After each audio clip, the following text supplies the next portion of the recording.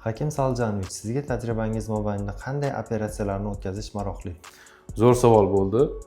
Hozirgi holatimda, o'zimning bilimimga, o'zimning praktikamga tayangan holatda simultan operatsiyalar, ya'ni bir vaqt o'zida bir necha operatsiyalarni amalga oshirish menga yoqadi. Men mazaq operatsiya qilaman.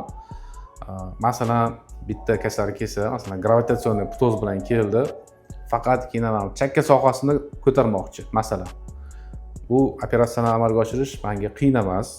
Ko'tarish ilojisi bor, lekin pastki qismlari osilgan holatda qolib ketadi. Bu degani ideal natija bermaydi. Yana bitta misol, pasiyent keldida oshqozon kichraytirish operatsiyasidan keyin 80 kg, 90 kg vazn yo'qotgan. Bu bemorda masalan butun tanasida osilib yotibdi, hamma joyda terilar. Masalan, bu pasiyent kelib turib, faqat qorin sohasidagi terini oldirmoqchi.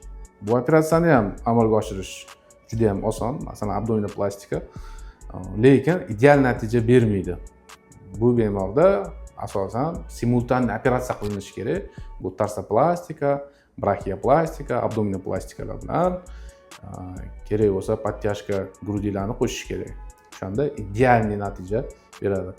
Keyin aytgandek, bu operatsiyalarni amalga oshirish uchun, ya'ni simultan operatsiyani amalga oshirish uchun analizida bemorda qarshi ko'rsatmalar bo'lmasligi kerak. Shunga o'xshagan qiziqarli ma'lumotlarni yo'qotib qo'ymaslik uchun sahifamga obuna bo'lib qo'ying. Keyingi videolarda ko'rishguncha salomat bo'ling.